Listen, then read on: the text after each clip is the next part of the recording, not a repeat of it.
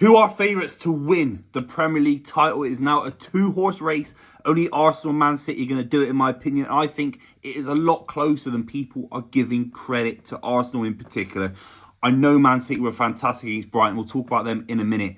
But we have to start off with where Arsenal are. They look imperious. They look completely free, completely creative against Chelsea. Martin Odegaard in particular, absolutely exceptional. So we're going to talk about Arsenal and obviously their game against Spurs. Obviously Man City faced Forest on the weekend, and maybe a bit about Liverpool at the end as well, if they disappointed anyone in the Premier League title race. Were they ever in it? Make sure you subscribe to the channel if you're new, and let me know your thoughts down below. Where are Arsenal at the moment? Now, obviously, Arsenal are going to be absolutely kicking themselves because you'd rather have points over confidence. You'd rather have points over form, of course. But at the moment, I think having that little bit of pressure taken off where they're chasing. Sometimes you want to be chasing at certain points in certain sports. It gives you that kind of foresight. It allows you to see the competition ahead of you. When you're being chased, you can be vulnerable. You can be a little bit conservative, defensive, and maybe too pragmatic. And I think Arsenal were certainly guilty of that at the turn of the year, and they weren't finding their best form. At the moment, against Chelsea, we are looking at a side that I think, despite how good Man City are in absolute dreamland of form. Someone like Martin Odegaard, I got slagged off on this channel a little bit for not talking about him in my reaction to the game. Sometimes that just happens. That's not out of being biased or it's just sometimes an accident, because when a game happens, you have to think about 2 or 3 big moments and you talk about it in videos like this. But when you have 72 hours of kind of, retrospective thought about what you actually saw on the football pitch, you have to think that Martin Odegaard, the way he ran that game, and look, obviously a lot of comments about how poor Chelsea are, how many gaps there are, particularly in that midfield. It was embarrassing at points. But Martin Odegaard still, the ball around the corner for that goal for Arsenal was absolutely out of this world. For Kai Havertz, I'm talking about, and I didn't realize it was Martin Odegaard at the time. But the way he whips it around, of course, it was a signature kind of Martin Odegaard delivery. He was absolutely exceptional, and you do think that if he can stay fit from now until the end of the season, Arsenal are going to have all the firepower they need. And defensively, I think they've been absolutely superb as well. Obviously, the Bayern Munich, the goal in particular that Joshua Kimmich scored was poor. But in the league, particularly in those away days, we're talking about Spurs, of course, in a minute, but Man United away in particular. These are 2 hard games on paper, but Arsenal's form defensively away from home has been absolutely exceptional. And that's why I'd be massively bullish on where Arsenal finish this season. Then they're playing Tottenham Hotspur. I don't get the narrative around Tottenham Hotspur. I really don't. They've been fantastic at points this season, very open-ended and attacking and kind of playing the Spurs way. They got decimated by Newcastle. It was embarrassing at points last week. And I also have to say this: if Arsenal are genuinely in a Premier League title race, which I think they have been since the start of the season, then how can you sit there and say that you're nervous playing Spurs? Now, I get the record. It's not the cleanest record away. It's North London derby.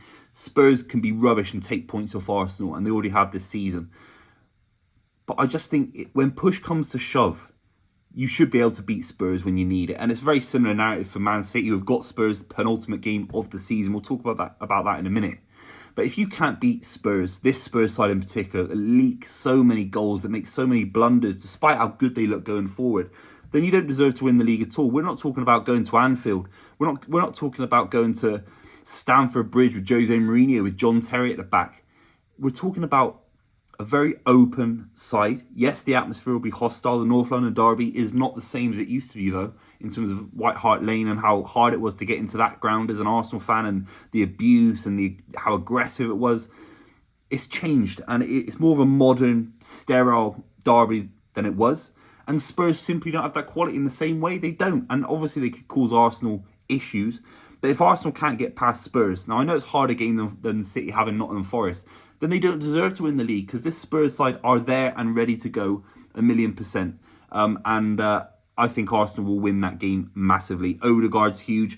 But for me, it's the back line. I think Ben White, the 2 goals that he scored, I know a defender should never be counted on goals, but it says a lot about where he is as a fullback, because he's now been played basically as a fullback all season, except for that little part of the season where Partey was right back.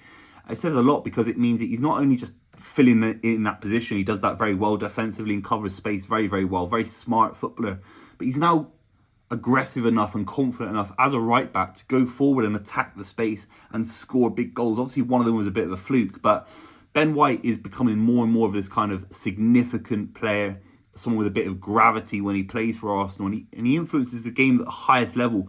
I think he's been absolutely superb. I really, really do. The midfield for me, for Arsenal against Spurs, will be massively important as well. I really like Thomas Partey coming back into the fold. I would have been, if I'm an Arsenal fan, critical of the fact that he wasn't brought back into the fold sooner. Sometimes a player maybe, regresses a little bit after an injury and they're not always as sharp as you want them to be. I remember that game against Luton where he wasn't necessarily as sharp as Arsenal fans would have wanted. But I still think Arteta should have tried to get this guy back. He was at one point last season the best midfielder in the league. Before the treble season happened, for about 80% of the season, maybe 60% of the season last season, he was probably the best DM in European football at points for how good he was on the ball. I know he tried a few flicks over kind of Declan Rice, and that's when Arsenal dropped points. But for the main part of last season, he was absolutely out of this world. Absolutely out of this world. So Thomas Partey comes back into Spurs side. They dominate the midfield. They score 2 or 3, in my opinion. And that's where Arsenal are putting pressure on Manchester City.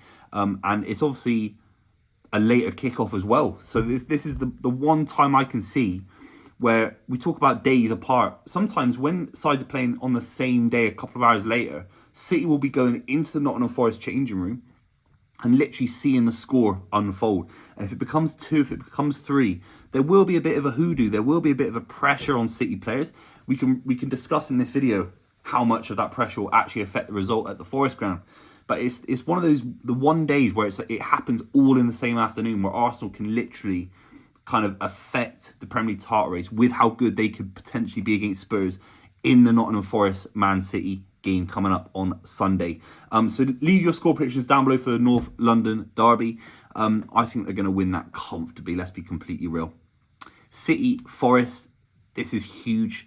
Last season dropped points. Last season it was actually a moment where I think a lot of City fans gave up on winning anything. And that is a massive testament to Guardiola and being able to bring a lot of confidence out of losing situations. It's almost when City lost to Wigan in the FA Cup, and then after that, this kind of incredible winning streak in the Premier League. And obviously, the Centurion season kind of happened. It blossomed out of a loss. And the Forest result last season, the City side blossomed in courage, in bravery, in quality after the Forest result in the league. And it will be a tricky place to go. I'm not a huge fan of what Nuno Espirito Santo's done so far. I'm not a huge fan maybe of how the club's come out against Luton Town, or saying that the VAR guy was Luton. Thought that was really low quality. I think there is a debate about the standard refereeing that Nottingham Forest are experiencing and the rest of the Premier League is experiencing. But I think Nottingham Forest, I think they might be covering up the cracks a little bit of how much pressure this side have been on this season with the amount of money they've spent, with the FFP charges that isn't related to bias or isn't related to anything else. It's related to the fact that they have kind of financially mishandled themselves as a club. I think it's covering up the cracks where this club is not where it wants to be on the pitch. It might lose Morgan Gibbs-White as well. And it almost feels like an easier game this season than it was last season. Maybe I'm wrong.